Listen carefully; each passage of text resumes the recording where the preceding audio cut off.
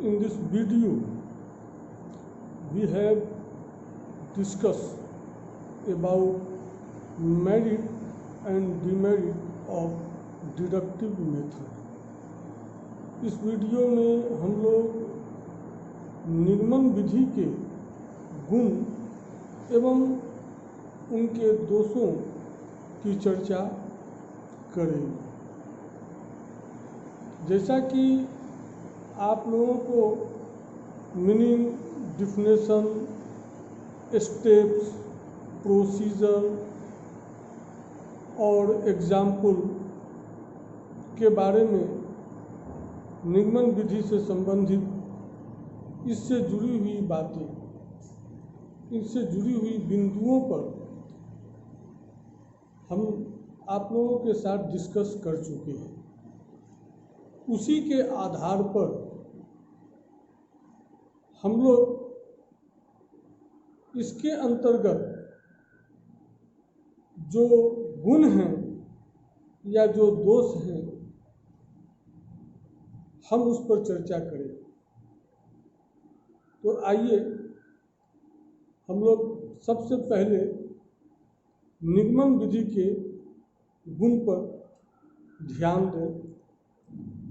देखिए, जैसा कि आप लोगों से हमने बताया था कि निगमन विधि में फॉर्मूला पहले बच्चों को बता दिया जाता है, नियम पहले बच्चों को बता दी जाती है और उसके आधार पर प्रॉब्लम को सॉल्व करने के लिए सिखाया जाता है, बताया जाता है।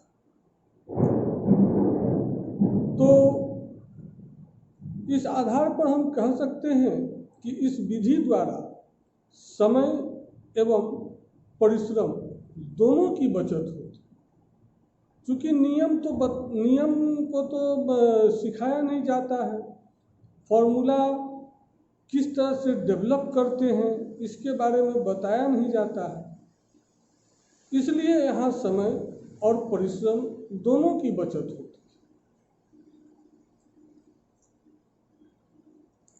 दूसरा है गुण जो है कि इस विधि का प्रयोग करने से, या आप इस तरह से समझ लीजिए कि एनालिसिस नहीं करने की वजह से, एनालिसिस नहीं करने का अर्थ ये हुआ कि बच्चों को प्रिंसिपल, लॉज, फॉर्मूला, इन सब चीज़ों को डेवलप नहीं करना पड़ता है। तो एनालिसिस नहीं करने की वजह से मैथमेटिकल वर्क, गणितीय कार्य बहुत आसान हो जाता है।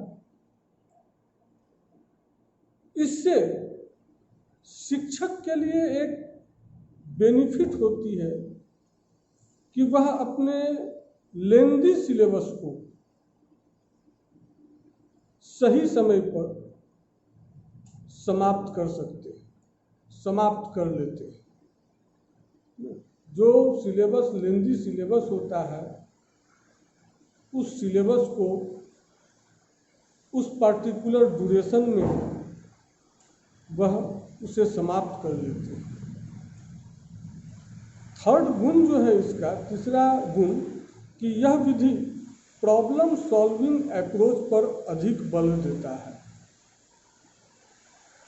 फोर्थ, कि बच्चों को learning power, memory power increase करने में मदद करता है। मेमोरी पावर, लर्निंग पावर, यह जो है इसका डेवलप बच्चों का इसमें होता है। कैसे कि यहाँ बच्चे को फॉर्मूला क्या करना पड़ता है, वो याद रखना पड़ता है और उसी फॉर्मूले के आधार पर बच्चे क्या करते हैं, प्रॉब्लम सॉल्व करते हैं।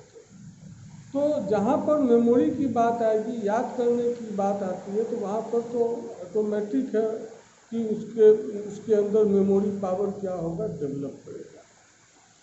फिफ्थ पॉइंट जो है कि यह विधि सभी टॉपिक के लिए उपयुक्त होते हैं। आप किसी भी टॉपिक को इस विधि के द्वारा क्या कर सकते हैं, पढ़ा सकते हैं। This method is suitable for all topics. और छठा जो इसके मेरिट है कि this method provides sufficient example for practice. ये इस मेथड से क्या कर सकते हैं, आप बच्चे को बहुत सारे एग्जाम्पल आप सॉल्व करवा सकते हैं, या फिर उसे आप प्रोवाइड कर सकते हैं, प्रदान कर सकते हैं। जैसे एक एग्जाम्पल के माध्यम से हमने पहले भी बताया था कि जैसे अगर बच्चे को ये पता है कि a प्लस बी का whole square is equal to A square plus 2ab plus B square, तो इससे संबंधित आप बच्चे से बहुत सफिशिएंट नंबर ऑफ एग्जाम्पल इससे रिलेटेड आप बच्चे से सॉल्व करवा सकते हैं। ठीक है, इस पर संबंधित, इससे संबंधित आपको बहुत सारे एग्जाम्पल बुक में मिल जाएगी। आप 4x प्लस 5z का होल स्क्वायर निकलवा लीजिए, आप जो है 3y प्लस 5z का होल स्क्वायर निकलवा लीजिए, आप x प्लस 2y का होल स्क्वायर निकलवा लीजिए। ठीक है, इस तरह का बहुत सारे एग्जाम्पल आप बच्चों से आप सॉल्व करवा सकते हैं। इसके डिमेरिट पर अगर चर्चा की जाए तो इसका जो पहला डिमेरिट है कि यह विधि बिगनर्स के लिए उपयुक्त नहीं है। यह विधि बिगनर्स के लिए क्या है, उपयुक्त नहीं है। यहाँ बिगनर्स क्या हुआ, बिगनर्स का अर्थ ये हुआ कि जिस बच्चे को ऑलरेडी पहले से वह उस टॉपिक से रिलेटेड उसे कुछ भी जानकारी नहीं है। जैसे सपोज कर लीजिए बच्चा a प्लस बी का होल स्क्वायर क्या होता है, इसकी जानकारी अगर बच्चे को नहीं है, बच्चा अगर यह नहीं जानता है कि त्रिभुज के तीनों कोणों का जोड़ 180 डिग्री होता है, बच्चा यह नहीं जानता है कि और भी इससे रिलेटेड इंडक्टिव मेथड में जितने भी आपने फॉर्मूले को ड्राइव करने के लिए हमने बताया है या वहाँ पर जो बात की है, अगर उन सब चीज़ों को बच्चा पहले से नहीं जानता है, ठीक है, तो वैसे बच्चों के लिए यह विधि सूटेबल नहीं, उसे हर हाल में इंडक्टिव मेथड से बताया जाना चाहिए। इसलिए जो बिगनर होते हैं उसके लिए यह विधि उपयुक्त नहीं। इसके बाद सेकेंड डिमेरिट जो है कि इस विधि द्वारा छात्रों को नवीन ज्ञान प्राप्त करने के लिए अपॉर्चुनिटीज नहीं होती। यह भी वही हो गया, बिगनर ही उसी से संबंधित है कि जो नया ज्ञान है, जो नवीन बातें हैं, उन बातों को प्राप्त करने के लिए इस विधि में कोई अपॉर्चुनिटी नहीं होती। जाहिर सी बात है कि आप फॉर्मूला जब बच्चे को पहले बता देंगे और उसके मदद से जब आप एग्जाम्पल सॉल्व करवाएंगे, तो यहाँ पर नवीन बातें तो जो फॉर्मूला ड्राइव करने का था वही इसके नवीन बातें जो बच्चे को बताया जाना चाहिए। तो इसके लिए यहाँ अपॉर्चुनिटीज नहीं, और यही बातें बताना यह बिगनर का अर्थ वही हुआ कि जो नई नई चीज़ें सीखना चाह रहा है या जिसे कंसेप्ट मालूम नहीं है या जानकारी नहीं है, उसके लिए यह उपयुक्त नहीं होता है। थर्ड जो इसके डिमेरिट है कि इस विधि में या इसके अंतर्गत इस विधि के माध्यम से बच्चों का thinking power, reasoning power, discovery power, ये सभी डेवलप नहीं कर पाते। फोर्थ है कि यह रोट मेमोरी को बढ़ावा देता है, यानी रटने पर क्या करता है, वह अधिक बल देता है, जिससे छात्रों के मस्तिष्क पर एक तनाव बना रहता है। यह विधि क्या है, रोट मेमोरी को बढ़ावा देता है। रोट मेमोरी का अर्थ ये हुआ कि उसमें बच्चों को फॉर्मूला जो है वो याद रखना पड़ता है, तो याद रखने के लिए उसको मेमोरी पर बहुत ज़्यादा प्रेशर पड़ता है। तो प्रेशर पड़ने की वजह से बच्चों के अंदर एक तरह का तनाव बना हुआ है। तो ये इसके डिमेरिट। उसके बाद पांचवा जो डिमेरिट इसका है कि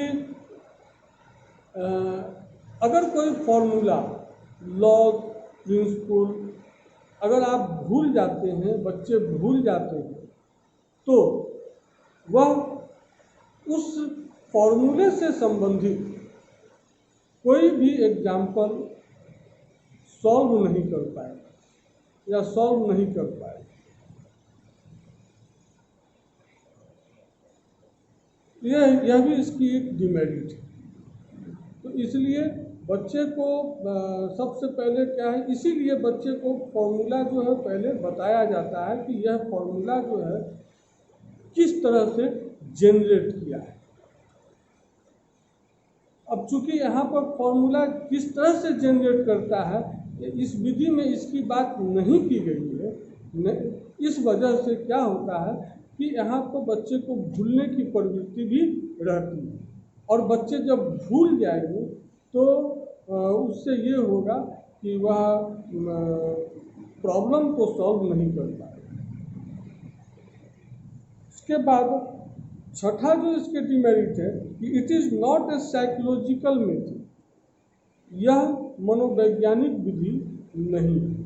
जाहिर सी बात है कि क्योंकि इसमें बच्चों के लिए कुछ करने का मौका इसमें मिलता नहीं है, बच्चे को अपने से कुछ करने का कोई इसमें कोई कुछ अपने से बच्चे करते नहीं हैं, जिस वजह से यह अमनोवैज्ञानिक विधि कहलाता है।